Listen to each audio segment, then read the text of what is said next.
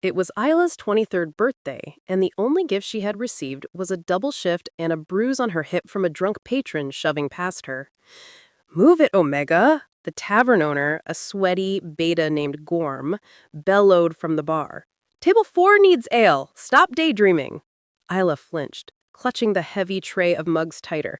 "Yes, sir, right away." She wasn't daydreaming. She was drowning. The Neutral Ground Tavern was a cesspool of noise, sweat, and aggression. For anyone else, it was just loud. For Isla, it was torture. As a Soul-Seer, a secret she guarded with her life, she didn't just hear the patrons, she felt them. She felt the greed of the mercenaries, the lust of the travelers, the angry despair of the rogues. It was a cacophony of other people's ugliness, battering against her mind like a physical storm. By midnight, her head was splitting, her feet throbbed. She was invisible, overworked, and profoundly lonely. She retreated to the small shadowy alcove where the staff kept the spilled drinks. Her eyes landed on a bottle of moon whiskey, the expensive stuff, 100 proof. "Happy birthday to me," she whispered, her voice cracking. She didn't pour a glass. She took a swig straight from the bottle. The burn was instant, searing down her throat and, more importantly, numbing the noise in her head. She took another, then another. The room started to swim. The sharp edges of the patron's emotions blurred into a soft hum. Finally, silence. She stumbled out from behind the bar, swaying. She meant to go to her room, but a strange sensation pulled her toward the far corner of the tavern. It was the dead zone. Usually, patrons avoided that corner because the draft was cold. Tonight, they avoided it because he was there. A massive figure sat in the shadows. He was cloaked in black fur, motionless as a statue. The aura radiating off him was terrifying. A cold, suffocating wave of pure death that made even the hardened mercenaries shiver and look away. But drunk Isla didn't feel the fear. The whiskey had stripped away her survival instincts. Instead, her soul sight flared to life, unbidden. She looked at the terrifying monster in the corner, and she didn't see a killer. She saw a wolf. Not a physical wolf, but a spirit. A massive black beast, scarred and bleeding, curled into a tight ball of absolute, crushing loneliness. It was whimpering. It was the saddest thing she had ever seen. Tears welled in Isla's eyes. Her own loneliness vibrated in sympathy. She stumbled forward, ignoring the sudden hush that fell over the room. She walked right up to the table where the Blood King sat. He looked up. Beneath the hood, two eyes like burning coals locked onto her. A low, threatening growl started in his chest, a sound that usually heralded a massacre. Isla didn't run. She reached out her small, trembling hand and placed it directly on top of his hooded head. "Ah," she slurred, her heart breaking for him. "Why is such a big, scary wolf crying?" The king froze. The entire tavern froze. Isla leaned in closer, her whiskey-scented breath fanning his face. She scratched him gently behind the ear, right through the hood. "You're just a sad little puppy, aren't you?" she cooed, smiling through her tears. "Who's a good puppy? It's okay. You can rest now." The terrifying tension in the massive figure snapped. The growl died. Isla, overcome by the whiskey and the emotional connection, lost her balance. She slumped forward, collapsing right into the lap of the most feared alpha in history, and passed out cold. Chapter 2. The Hammer and the Void. Isla woke up to the sound of her own heartbeat hammering against her skull. She groaned, pressing the heels of her hands into her eyes. The light streaming through the cracks in her attic shutters felt like physical needles. Her mouth tasted like stale whiskey and regret. "Oh, gods," she whispered, her voice a dry croak. She lay there for a moment, trying to piece together the night before. She remembered the double shift. She remembered Gorm yelling. She remembered the bottle of moon whiskey. After that, nothing. Just a black void. Panic spiked in her chest. She sat up abruptly, ignoring the wave of nausea. She was in her own narrow cot. She was still wearing her tavern dress, though her apron was missing. How did I get here? Did she walk? Did Gorm drag her up? She checked her body instinctively. No bruises, no soreness, other than the headache. In fact, she felt strangely rested. For the first time in years, the constant buzzing noise of other people's emotions wasn't screaming in her mind. It was quiet. Then she realized the tavern downstairs was quiet too. Usually, at this hour, the neutral ground was roaring with the breakfast rush, clattering plates, shouting cooks, hungover mercenaries demanding ale. Today, the silence was heavy, oppressive. It felt like the air before lightning strike. Isla swallowed hard, smoothing her wrinkled dress. She was late. Gorm was going to kill her.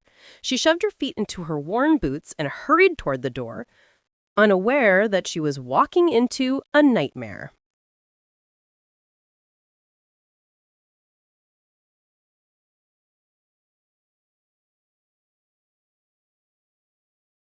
Chapter 3. The Death Guard. Isla crept down the back stairs, rehearsing her apology. "I'm sorry, Gorm. I felt faint. It won't happen again." She pushed open the kitchen door and froze. The cook, a boisterous woman who usually sang while chopping carrots, was pressed against the wall, her face ashen. The scullery maid was hiding under the prep table, shaking.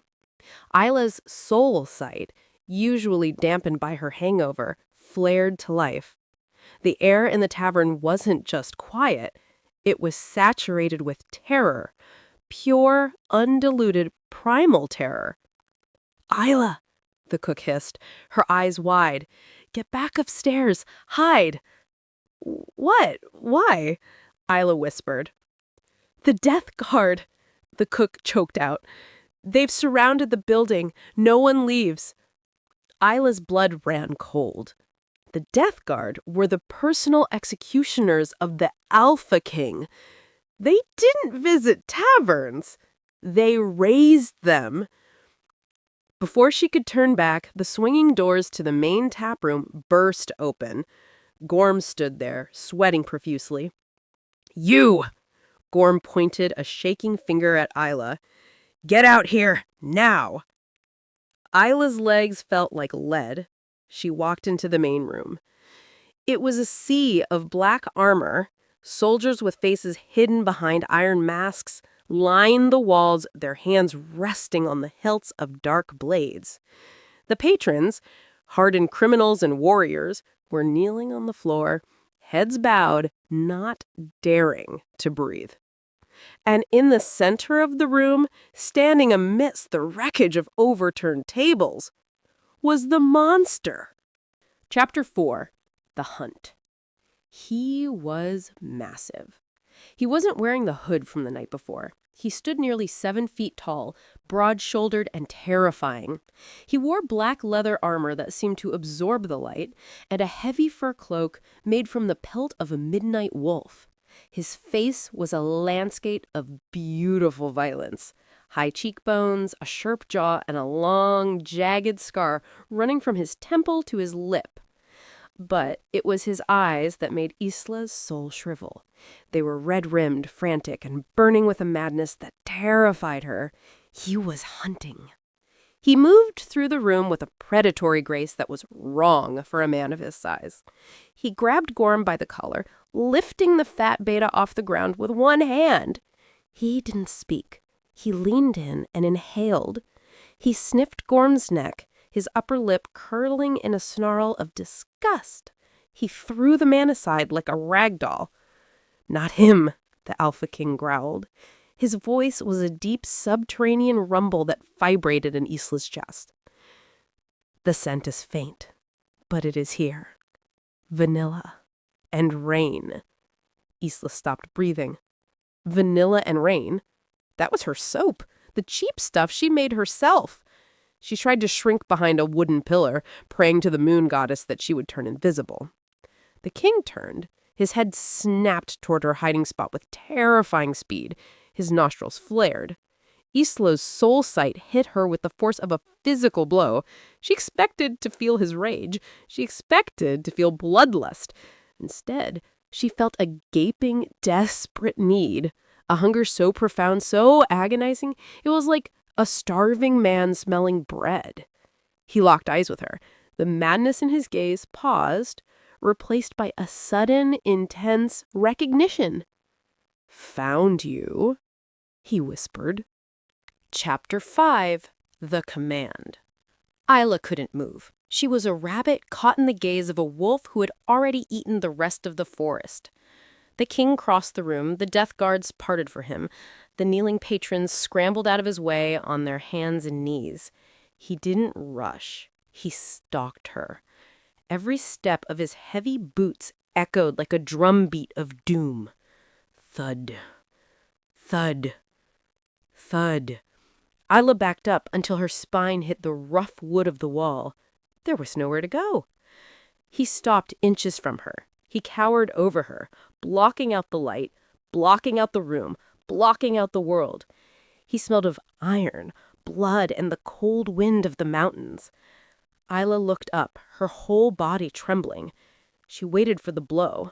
She waited for him to accuse her of treason, of spying, of whatever crime warranted the death guard. "I'm sorry," she squeaked, tears leaking from her eyes. "I don't know what I did, Your Majesty. Please, I'm just a barmaid. I'm nobody." He ignored her plea. He raised a hand. Isla flinched, squeezing her eyes shut, expecting pain. She felt a rough, calloused thumb brush against her cheek, wiping away a tear. The touch was shockingly gentle, but his hand was trembling, not with fear, but with restraint. Isla opened her eyes. The king was staring down at her, his expression intense, bordering on obsessed. He leaned down, his face so close she could feel the heat radiating from his skin. "You," he growled, his voice dropping to a rough, demanding whisper that only she could hear. He didn't ask for her name. He didn't ask for her allegiance. "Say it again," he commanded. Isla blinked, confused and terrified. Say what, Alpha?" His eyes flashed with dangerous impatience. He leaned closer, his lips brushing her ear. "Call me puppy." Chapter 6. The Absurd Request. Isla's brain short-circuited. She stared up at the most feared man in the world, a man known for slaughtering entire packs for looking at him wrong, and tried to process what she had just heard. "Call me puppy? I beg your pardon?" she whispered, her voice trembling. Alpha King Vorian didn't blink. The madness in his red-rimmed eyes flared again, a dangerous flicker of impatience. His hand, which was still resting near her face, drifted down to wrap around her wrist. His grip was iron hard. "Last night," he rasped, his voice sounding like gravel grinding together, "you touched me. You called me that."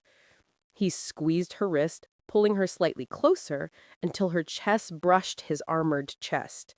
"Say it! Make the noise stop!" The noise? Isla's soul sight flared. She looked past his terrifying exterior and saw it again, the internal storm. His mind wasn't just angry, it was screaming. It was a chaotic, deafening roar of bloodlust and paranoia that never, ever slept. Except when he looked at her, the roar quieted to a hum. She realized with a jolt of horror that she must have done something while she was drunk. She must have touched him. Alpha, she stammered, pulling her wrist back. I was drunk. I don't remember. I didn't mean to offend you. Vorian's face darkened. Offend? He let out a humorless laugh. You silent the beast. Do it again. I can't just say it, she cried, panic rising. You're the Blood King. He snarled as his patience snapped. Then you will learn to say it. He turned to his guards, dragging Isla with him as if she weighed nothing. Burn this place. We are leaving.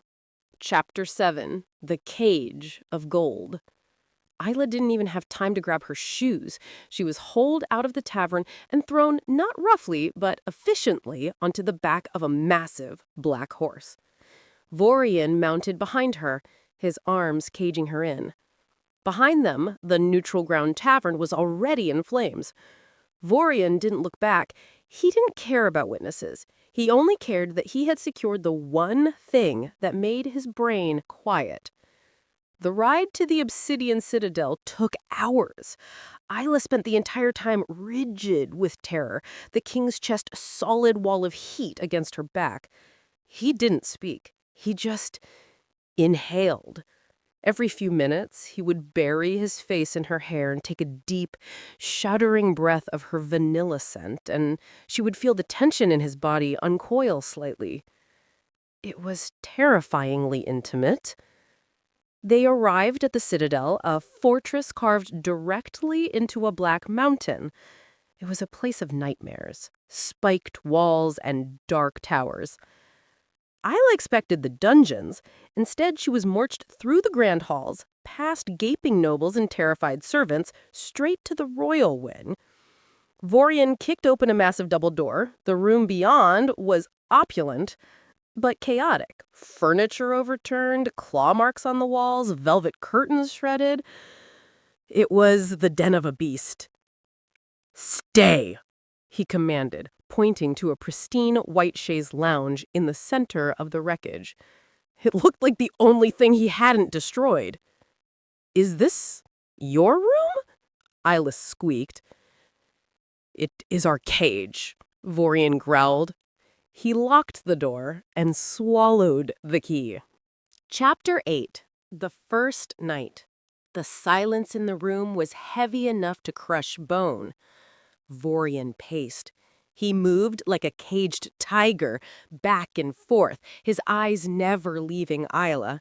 He had stripped off his heavy fur cloak and armor, leaving him in a loose black shirt that did nothing to hide the terrifying expanse of his muscles.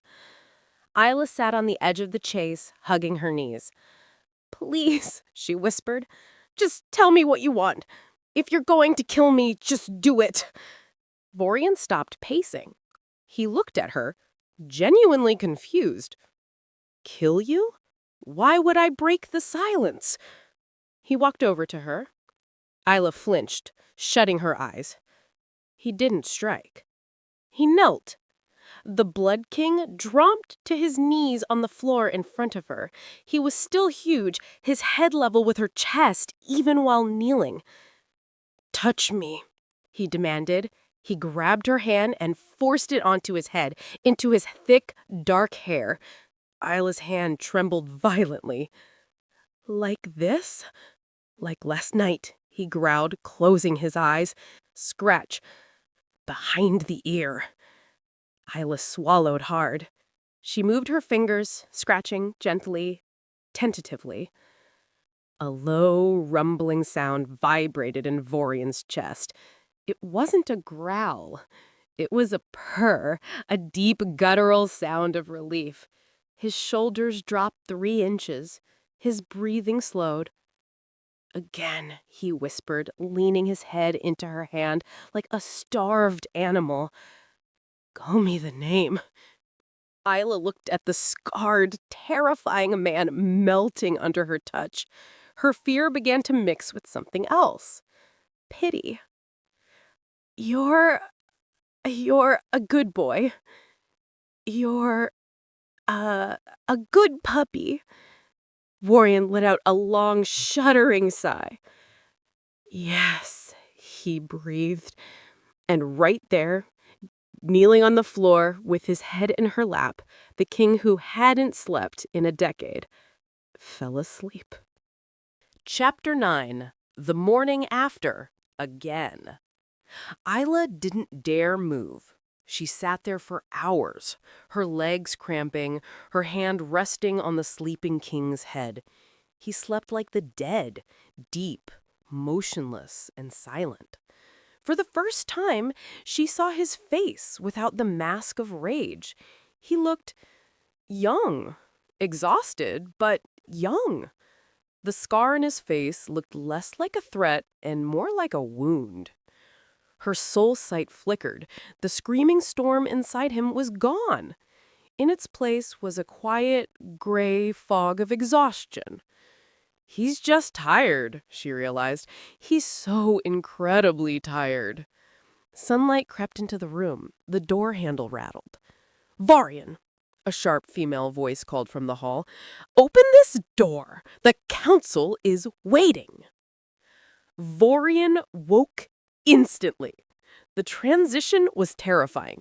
One second he was asleep, the next he was on his feet, a dagger in his hand, his eyes wide and wild. He snarled at the door, placing himself between Isla and the sound. "Go away!" he roared. "Vorian, don't be absurd," the voice scoffed. "I know you have a woman in there. I can smell the cheap perfume." Isla flinched. Cheap perfume. Vorian turned to Isla. The vulnerability of the night was gone. The Blood King was back. He looked at her, checking for what? Betrayal? "Stay here," he commanded. "Do not open the door for anyone, especially her." "Who is she?" Isla whispered. "Lady Soraya." Vorian spat the name like a curse. Chapter 10. The Viper's Interest. Vorian left, locking the door from the outside. Isla was alone in the wrecked room. She didn't stay put. She went to the window. It looked out over a sheer drop into a jagged ravine. No escape there. She wandered the room. Amongst the shredded tapestries and broken furniture, she found odd things. A collection of delicate glass animals, smashed. A sketchbook filled with dark, chaotic charcoal drawings of wolves tearing each other apart. He was trying to let the madness out, she realized, but it wasn't working. A soft click came from the lock. The door opened. It wasn't Vorian. A woman glided in. She was breathtakingly beautiful, tall and blonde, wearing a gown of silver silk that cost more than Isla's entire village. But her eyes were cold, reptilian. "Lady Soraya." She looked around the wrecked room with a sneer. Then her gaze landed on Isla. She looked her up and down, noting the worn dress, the messy hair, the lack of shoes. "So," Soraya drawled, circling Isla, "this is the creature that kept the king in his chambers all night."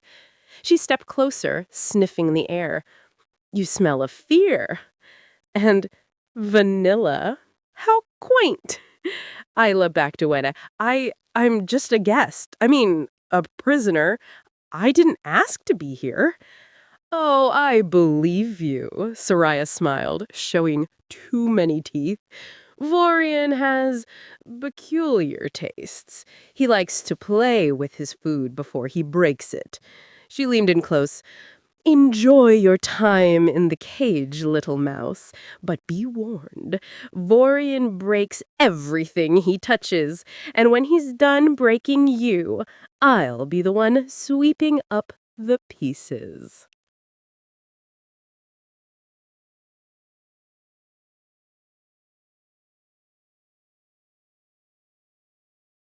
Chapter 11. The Offering.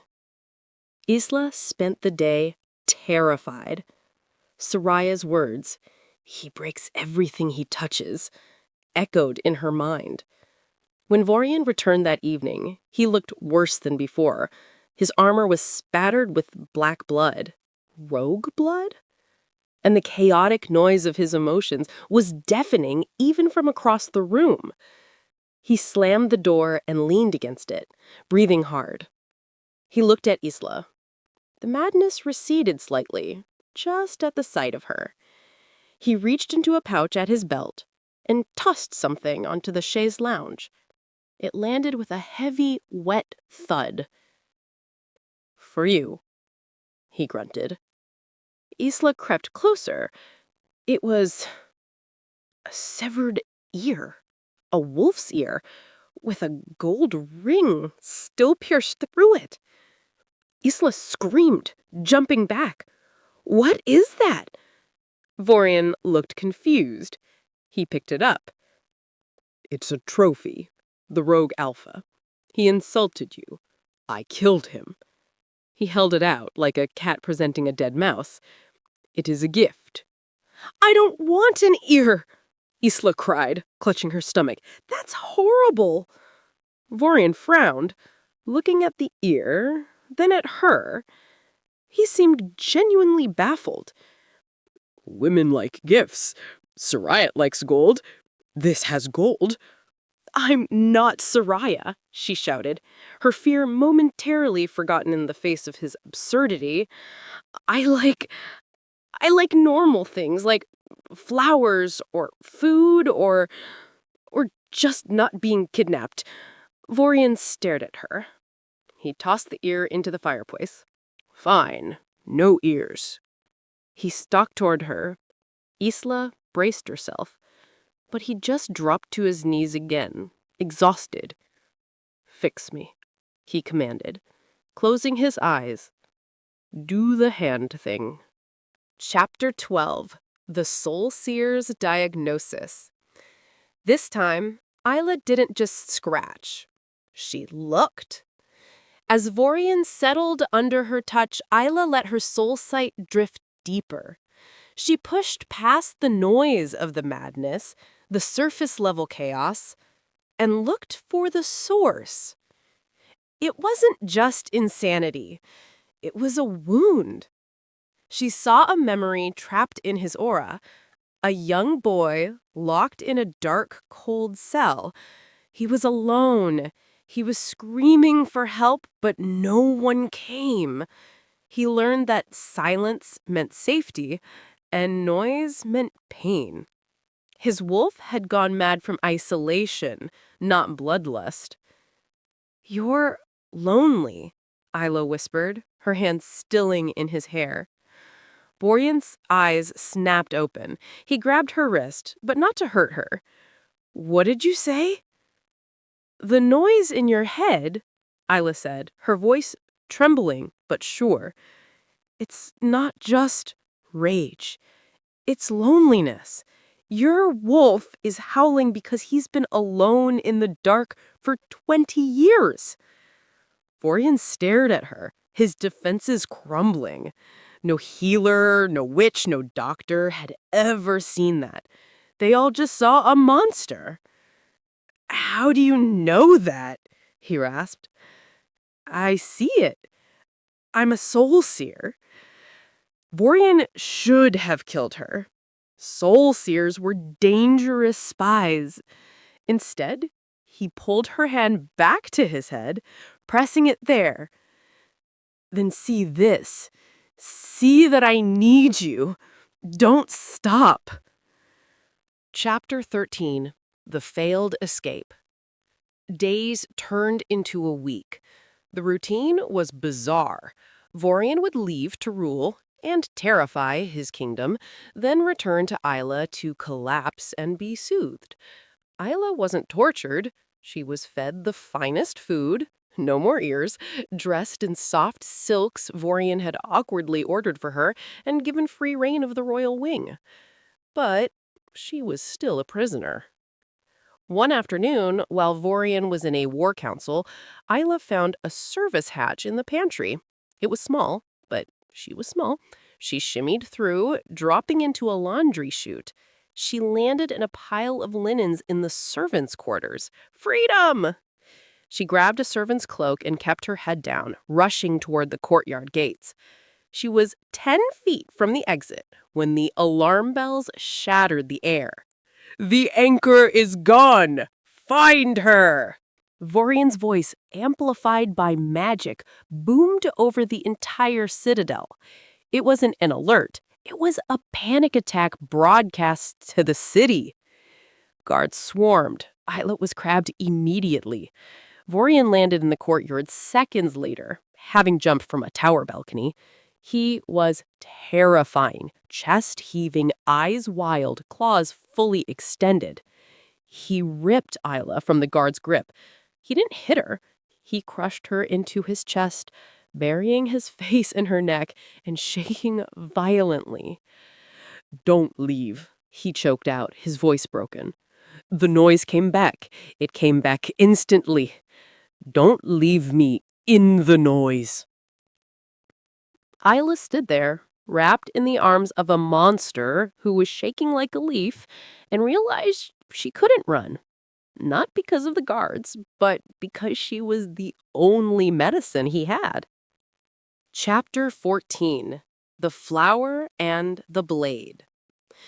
The next day, Vorian brought another gift. He entered the room cautiously, hiding something behind his back. "You said no ears." He revealed his hand. He was holding a single, crushed, pathetic-looking dandelion. He had clearly ripped it out of the ground, roots and dirt still attached. "It is a flower," he stated proudly. "It was growing in a crack on the battlements. It survived. Like you." Isla looked at the sad weed. Then she looked at the king, who was watching her with the intensity of a man waiting for a verdict on his soul. She laughed. It was a genuine, startled sound. It's beautiful, puppy," she said, taking the dirty weed. Vorian's chest puffed out. He looked more proud of picking that weed than winning a war. "I will get you more," he promised seriously. "I will get you a field of them."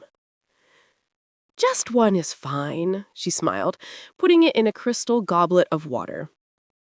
That night, they didn't just sit in silence. Vorian asked her questions.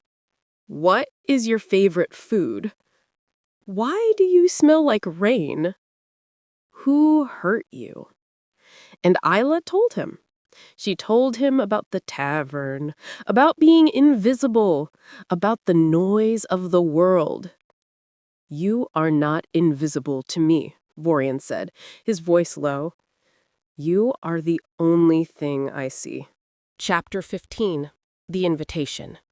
The fragile piece was broken by a golden envelope slid under the door.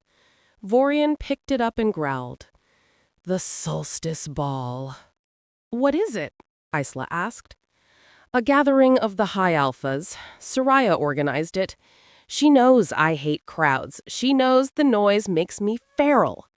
He crumpled the invitation. "We aren't going." "If you don't go," Isla said, "won't they think you're weak? Won't they think you've lost control?" Vorian looked at her. "I have lost control. I am hanging by a thread, Isla, and you are the thread."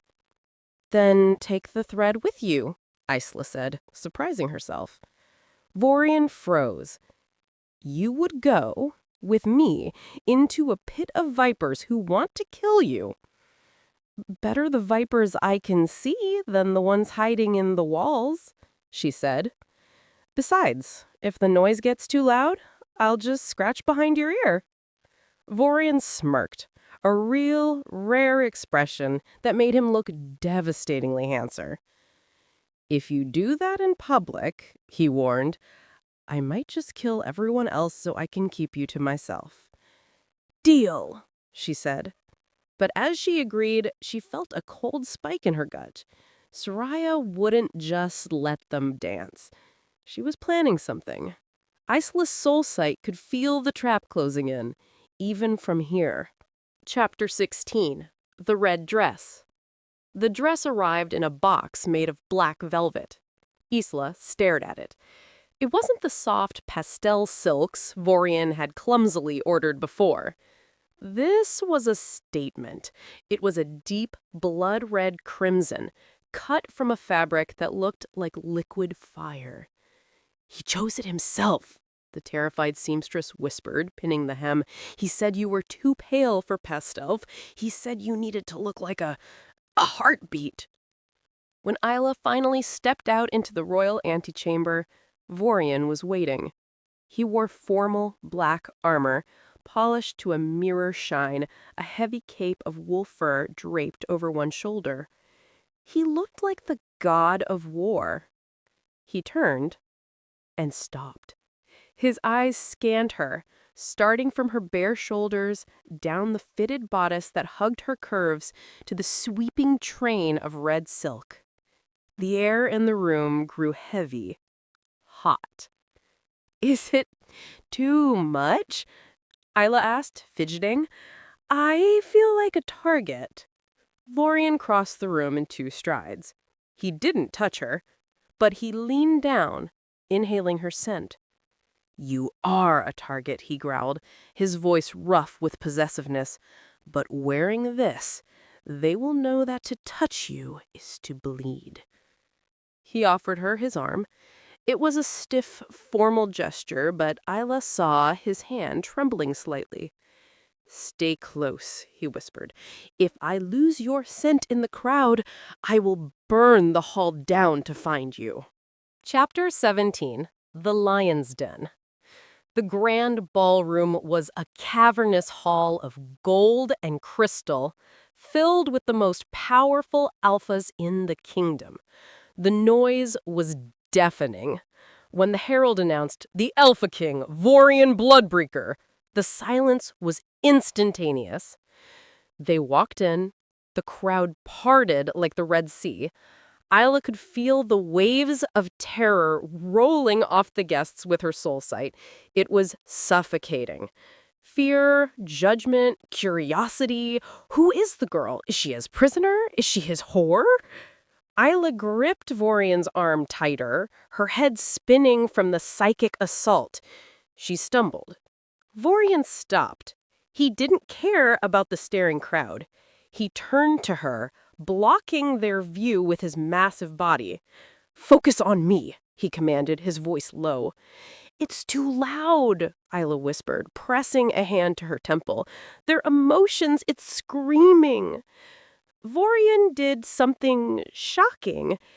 He took her hand and placed it over his own heart, right over the black armor. "Listen to this. My beast is quiet because you are here. If I can be quiet for you, you can be strong for me." It worked! The steady, slow thrum of his heart, a rhythm she had tamed, grounded her. She looked up at him and smiled. "Okay, I'm ready." Vorian looked at her with naked awe. He turned back to the crowd, his glare daring anyone to speak. "Then let us dance." Chapter 18. The Public Claim. They moved to the center of the floor. Vorian didn't know how to waltz. He knew how to prowl. But he let Isla guide him, his massive hands surprisingly gentle on her waist. They were the only ones dancing. The court watched in stunned silence. The monster was gentle. "They are staring," Vorian gumbled, pulling her closer than propriety allowed. "Let them stare," Isla said, feeling brave in the circle of his arms. She reached up and, hidden by the high collar of his armor, scratched him lightly at the nape of his neck. Vorian's eyes fluttered shut for a fraction of a second, a shiver running through him. "You play a dangerous game, little witch, provoking a beast in public." "I'm not afraid of the beast anymore," she whispered back. Vorian stopped dancing. He didn't care about the music. He looked down at her, his expression intense and open for the entire world to see.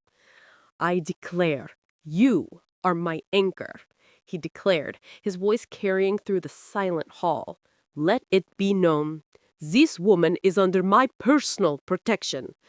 Her enemies are my enemies. Her breath is my breath." It was a claim. Not a mating claim, but something rarer. He had just declared her the keeper of his soul.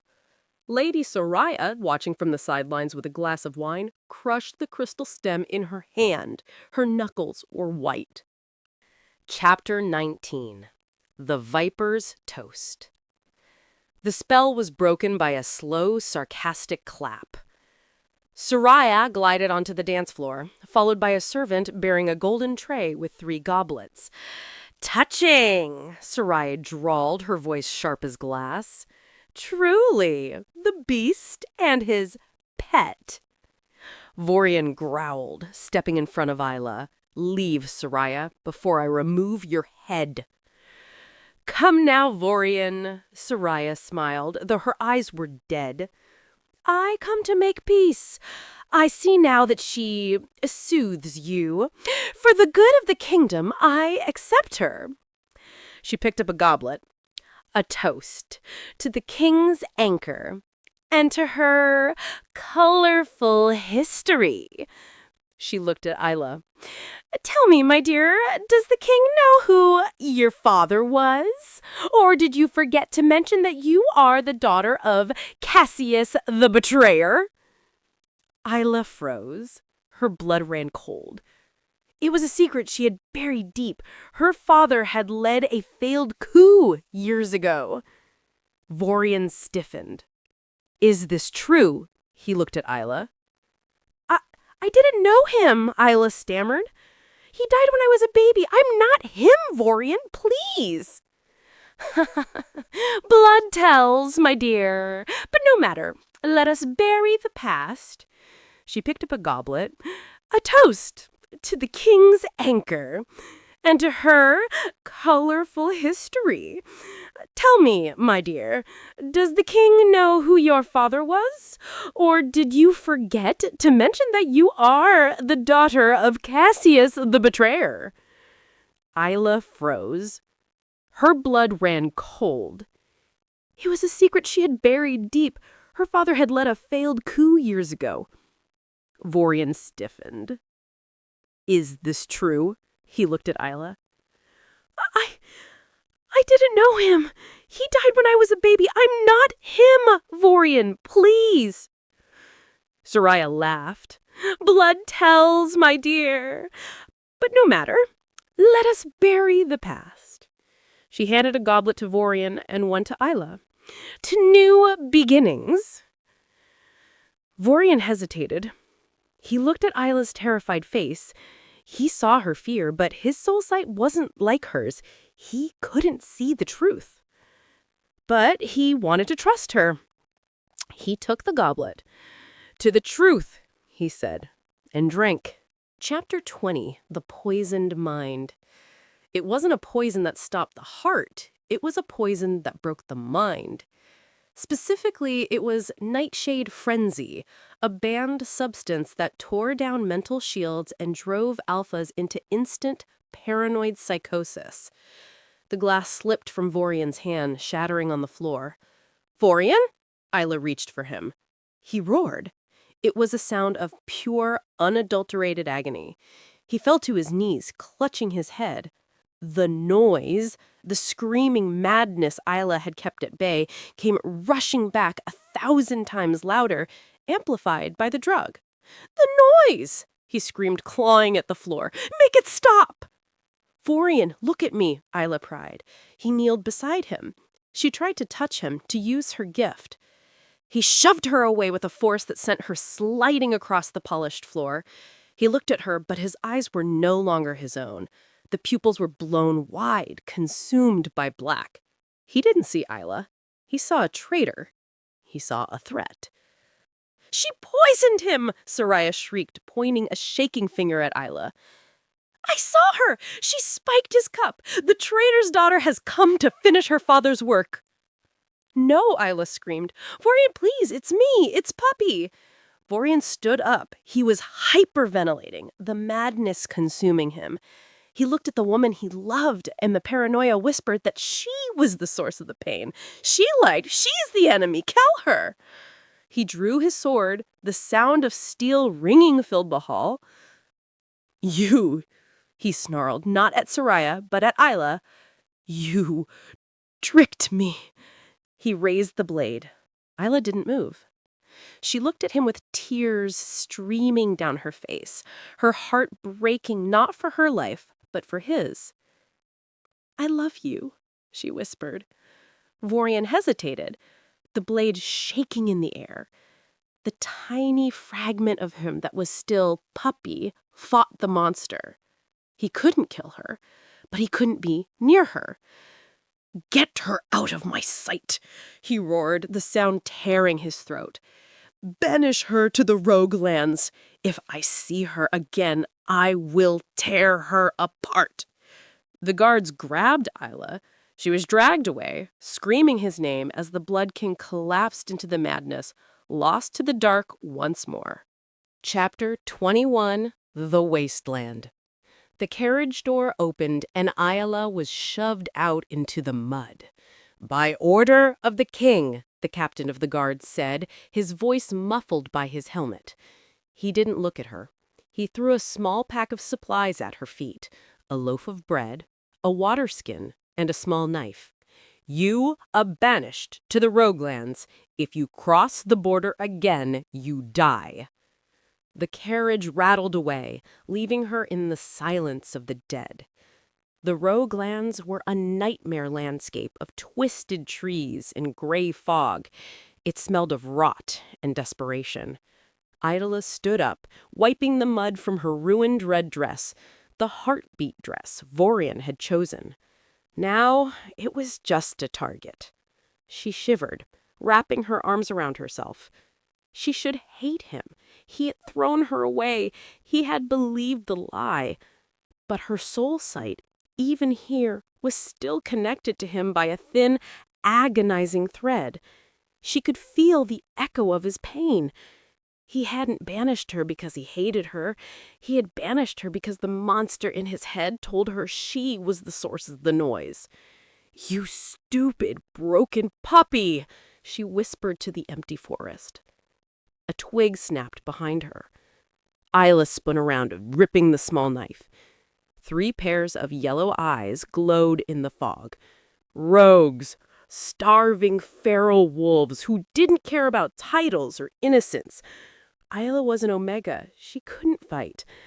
But as they circled her, she realized she didn't have to fight with claws. She closed her eyes and opened her mind. She didn't block the noise. She weaponized it. Chapter 22. The Mad King's Cage. Back at the Citadel, the silence was gone. Vorian was tearing the royal wing apart.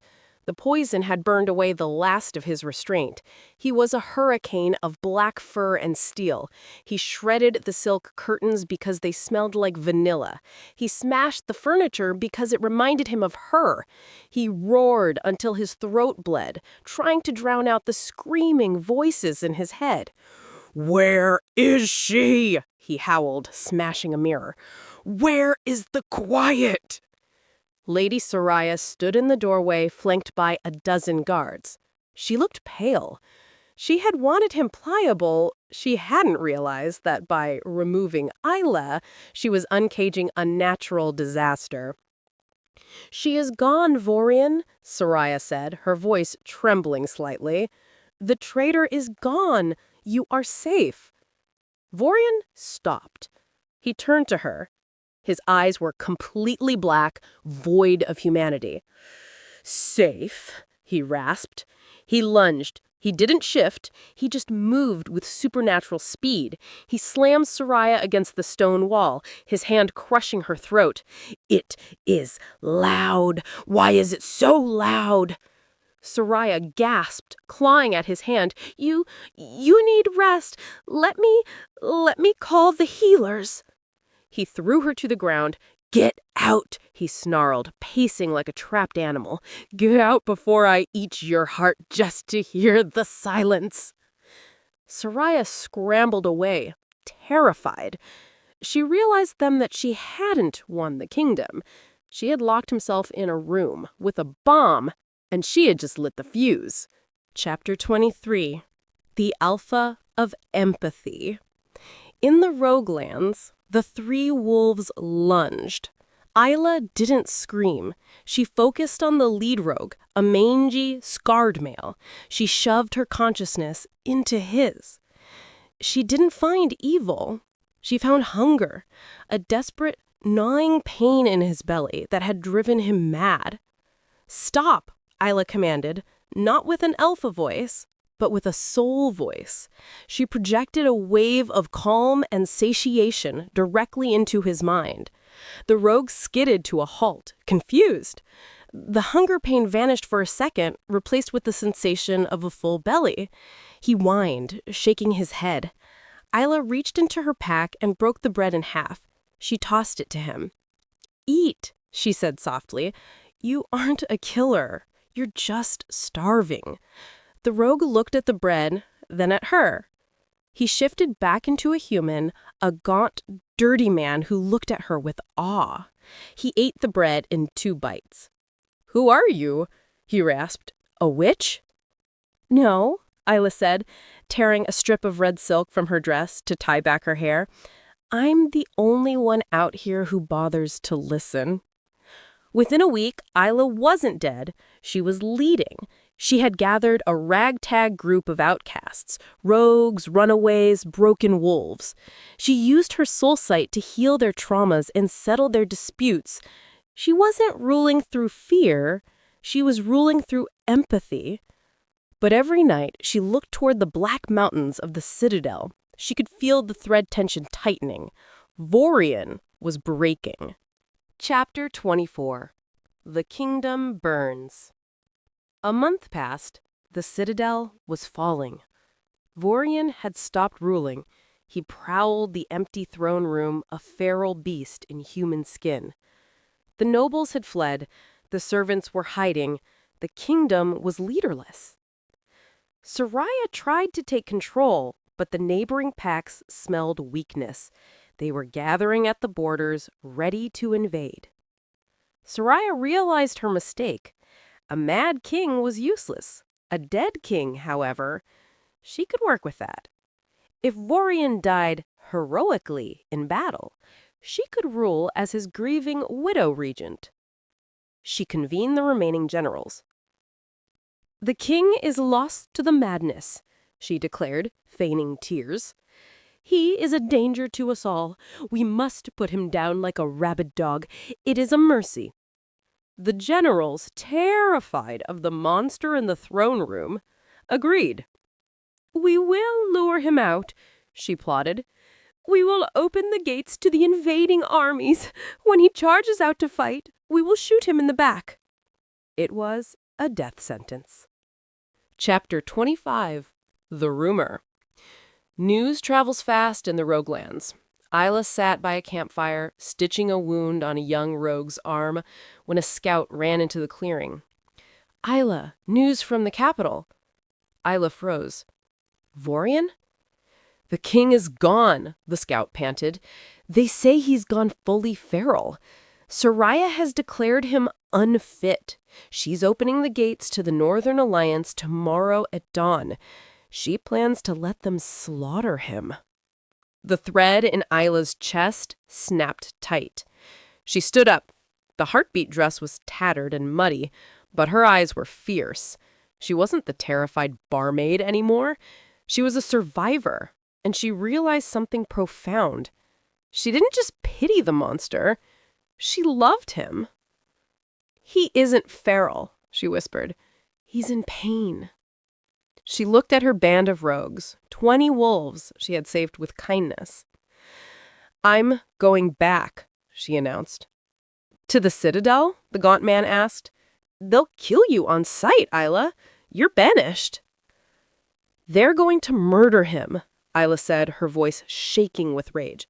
"Soraya poisoned his mind, and now she wants to take his life. I won't let her." "He banished you," the rogue reminded her gently. "He nearly killed you." "He was sick," she said firmly. "And I am the cure." She grabbed a discarded iron sword. It was heavy, clumsy in her hand. "I'm going to get my puppy back. Who's with me?" The rogues looked at each other. They looked at the small Omega woman who had fed them when the world spat on them. One by one, they stood up. Chapter 26. The Open Gate. Dawn broke over the obsidian citadel with the color of fresh blood.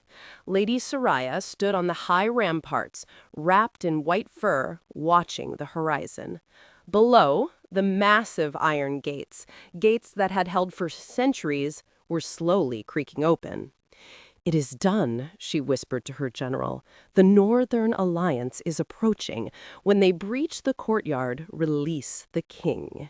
It was a perfect setup. The invading army would flood in. Vorian, driven mad by the withdrawal of the poison and his own broken mind, would charge out to slaughter them.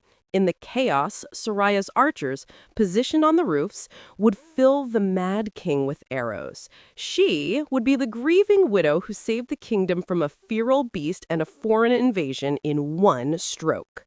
"Release the beast," she commanded. The heavy chains on the royal wing doors were blasted apart. A roar shook the very foundations of the castle. It wasn't human. It was a sound of pure, jagged fury. Vorian burst from the keep, half-shifted, a monstrous blur of black, fur, claws, and shadow. He didn't look at the sky. He didn't look at the castle. He saw movement at the gates, and he charged. Chapter 27. The Beast Unleashed. The battle was a massacre. The Northern Alliance soldiers, thinking they were marching into a surrendered city, found themselves face to face with a nightmare. Vorian was a blur of death. He tore through armor like paper. He moved faster than the eye could follow. But he had no strategy. He had no allies. He killed the invaders, but he also killed his own guards who got too close. High above, Soraya smiled. "Perfect.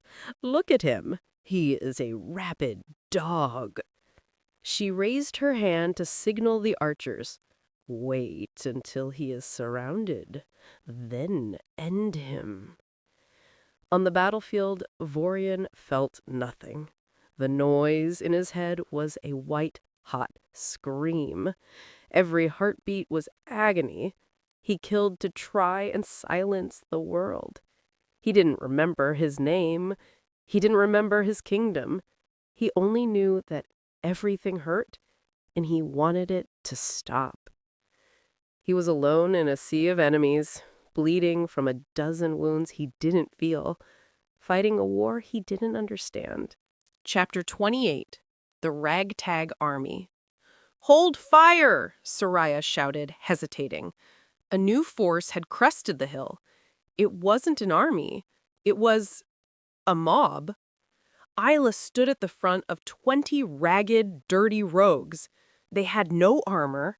They held rusted swords and farming scythes. But they moved with a terrifying unity.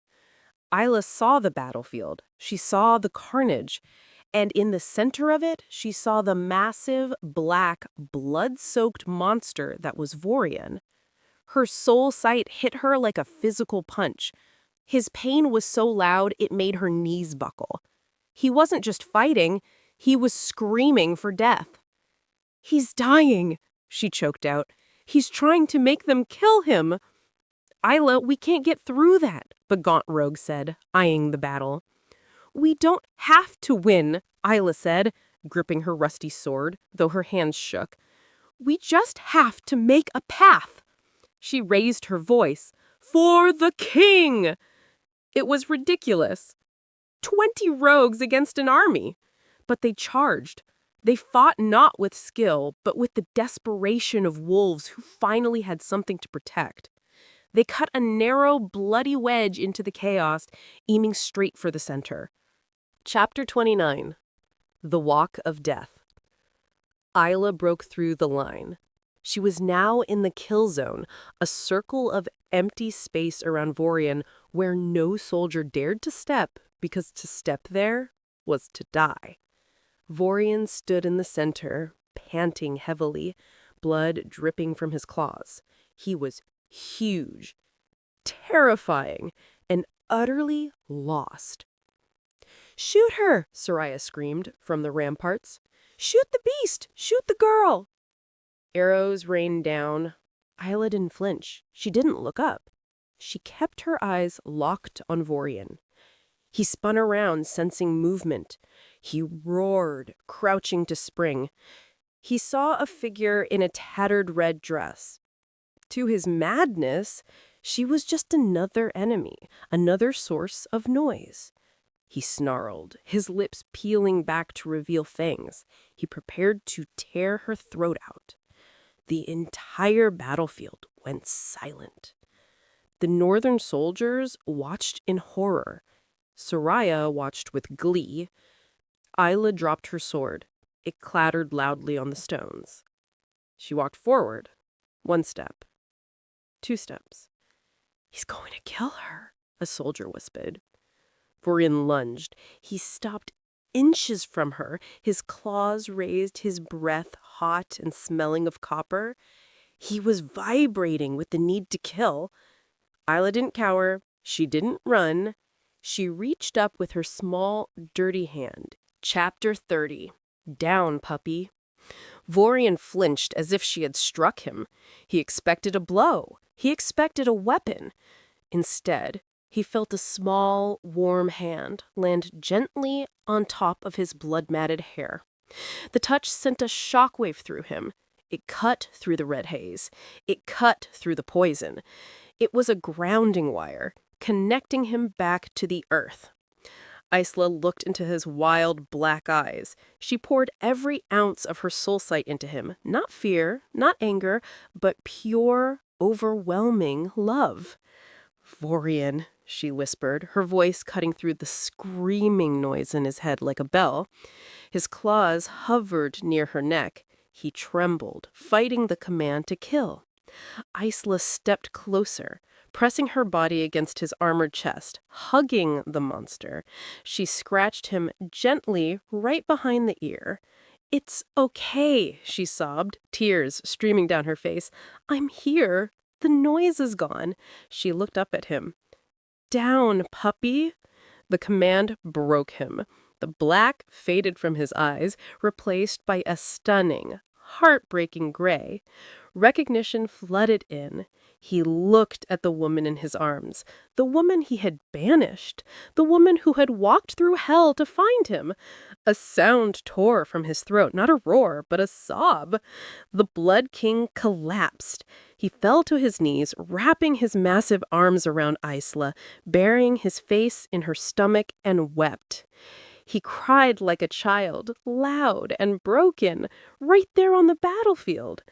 "I thought I lost you," he choked out. "It was so loud. It was so loud." "I know," Isla whispered, holding him tight as the armies watched in stunned silence. "I know, but I've got you now." Chapter 31. The Shield. The battlefield remained frozen in a stunned silence. Thousands of soldiers watched the Blood King, the monster of legends, weeping in the arms of a woman in a tattered red dress. Up on the ramparts, the spell broke. Lady Soraya realized her narrative was crumbling. If Vorian lived, she was dead. "Archers!" she shrieked, her voice cracking with panic. "Don't just stand there. He is bewitched. Kill the witch. Kill the beast. Fire!" The command echoed over the stone walls. A dozen loyal archers hesitated, then raised their bows. Vorian heard the creak of the bowstrings. The transformation was instantaneous. The weeping child vanished. The Alpha King returned. He didn't run. He didn't dodge. He stood up, sweeping Isla behind him with one massive arm. He expanded his aura, not the chaotic, screaming noise of madness, but a controlled, suffocating wall of protection. He roared. It wasn't a sound of pain this time. It was a command, a physical shockwave that vibrated the very stones of the castle. "I dare you!" The sheer power of his voice shattered the windows of the watchtower. The archers on the roof dropped their bows, clutching their ears, paralyzed by the weight of a true elf's dominance. Vorian stood tall, blood-soaked, and terrifying, shielding his mate. He looked up at Soraya. his eyes clearing to a lethal, icy gray. "I missed," he growled, low and deadly. Chapter 32. The True Enemy. Vorian turned his gaze to the Northern Alliance army. The opposing general sat on his horse, looking uncertain. He had come to fight a mad dog, not a king who could shatter glass with his voice. "General Kaelin," Vorian bellowed, "you came to slaughter a madman. Do I look mad to you?" He took a step forward, his hand firmly gripping Isla's. "My gates were opened," Vorian shouted, his voice carrying across the plains. "My madness was fueled by poison, and the woman who invited you in stands on that wall." He pointed a clawed finger at Soraya. "I offer you a choice, General. You can fight me, sane, focused, and protecting my mate, and die."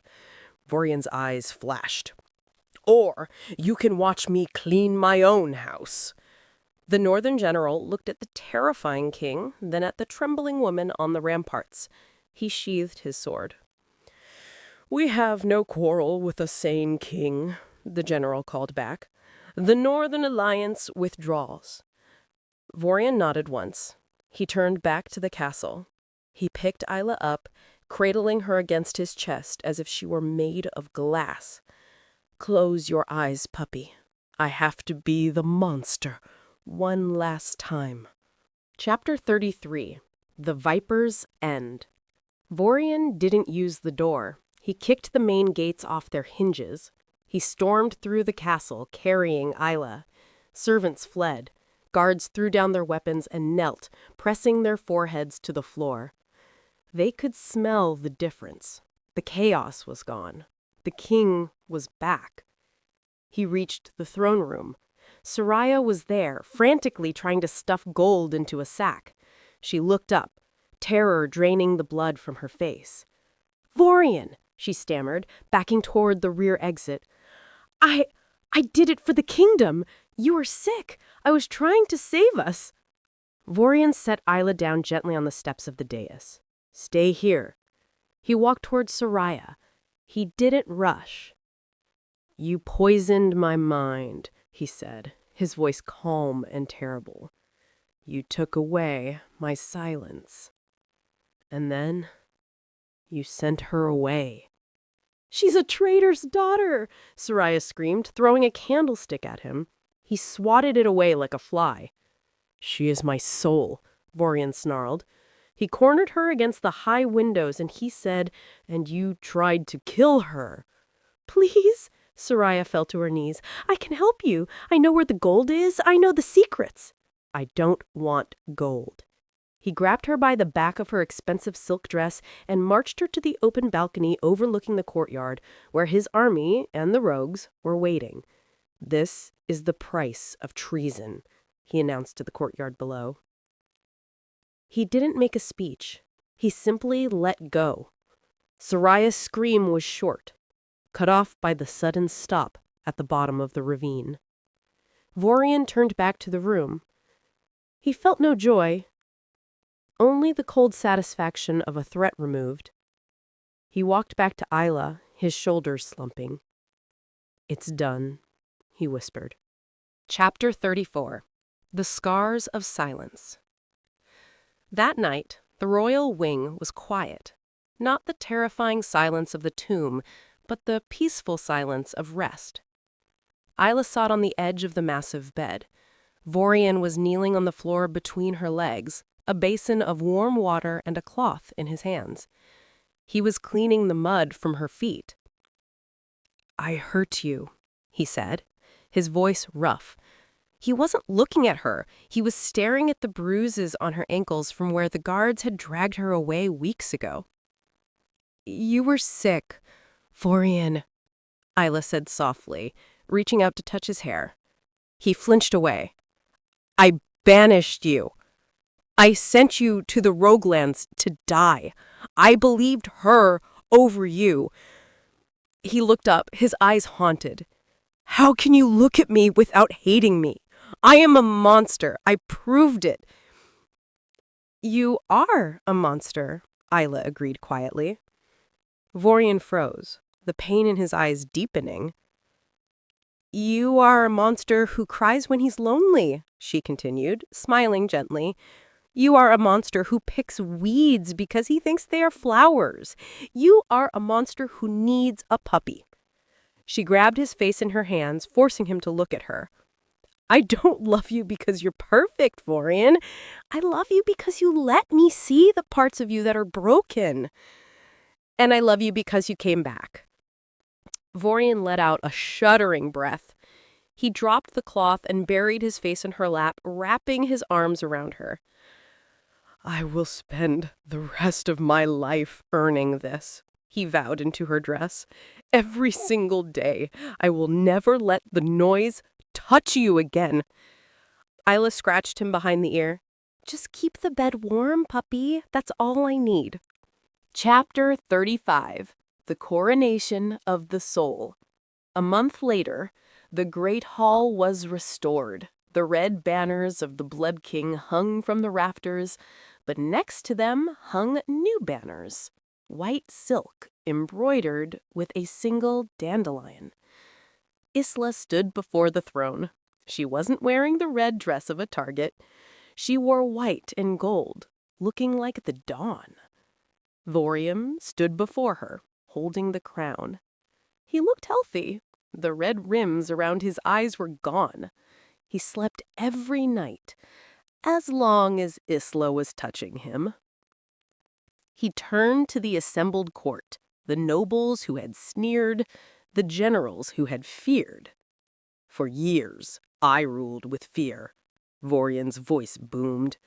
"I was a king of blood and silence. I was half a man." He looked at Isla, his expression softening to pure adoration. "This woman walked into the darkness and led me out. She saw the beast and didn't run. She is not just my queen."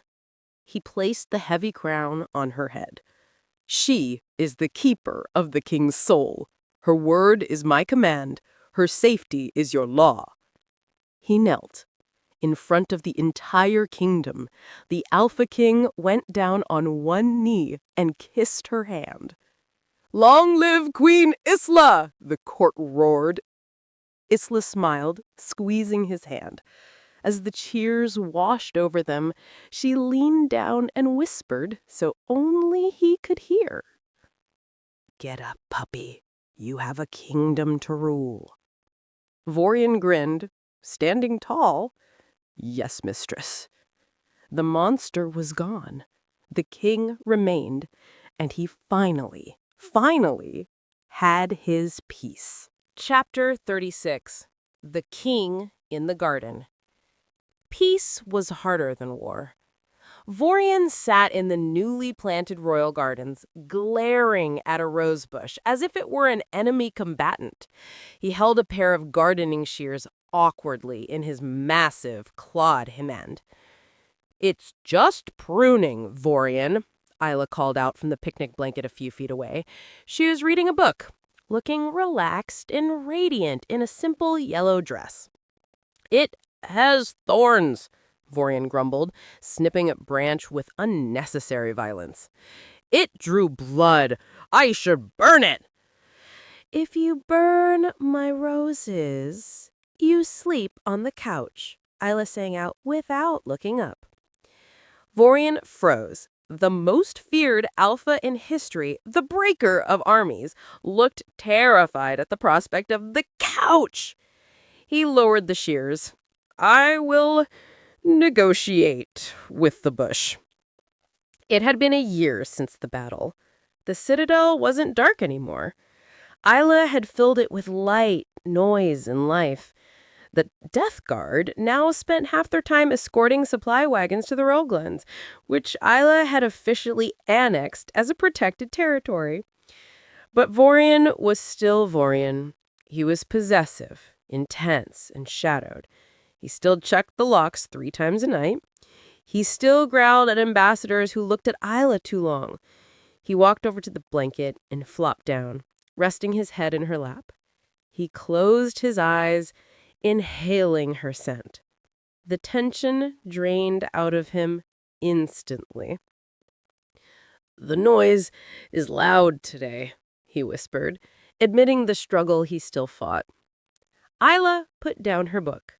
She ran her fingers through his hair, finding the spot behind his ear. "I know, but you're doing good, puppy. You didn't kill the rosebush." "I wanted to," he mumbled. "I know. You're a very brave boy." Vorian sighed, contented. He didn't care that the royal gardener was watching in shock. He was home. Chapter 37. The Little Wolf. 6 months later, Vorian was pacing again. This time, it wasn't madness. It was panic. Isla had fainted during the morning court session. Vorian had nearly destroyed the throne, carrying her to the healer. Now, the healer, an elderly woman who had known Vorian since he was a boy, stepped out of the bedroom. "Well," Vorian barked, his claws extending, "is it poison? Is it magic? Who do I need to kill?" The healer smiled, a rare, crinkled expression. "Put your claws away, Majesty. You cannot kill nature." Isla called from the bed. "Vorian, come here." He rushed to her side, falling to his knees. "Isla, tell me. I will fix it, whatever it is." Isla took his large, scarred hand and placed it on her stomach. She looked at him with tears in her eyes, happy tears. "You can't fix this, puppy, but you're going to have to protect it." Vorian froze. He looked at his hand. He looked at her stomach. He looked at her eyes. "A pup?" he choked out. "A pup," she nodded. Vorian went pale. He pulled his hand away, as if burned. "No, Isla, my blood, my mind, the madness. What if I pass it on? What if he is a monster like me?" "Vorian," Isla said firmly, grabbing his face, "you aren't a monster. You were lonely. This baby won't be lonely. He will have a mother who loves him, and he will have a father who would burn the world to keep him safe." She smiled. "Besides, if he gets grumpy, I'll just scratch him behind the ears." Vorian let out a shuddering breath. He pressed his forehead against her stomach. The Blood King began to weep, soft, happy tears. "I will protect him," he vowed to the unborn life. "I will be the shield."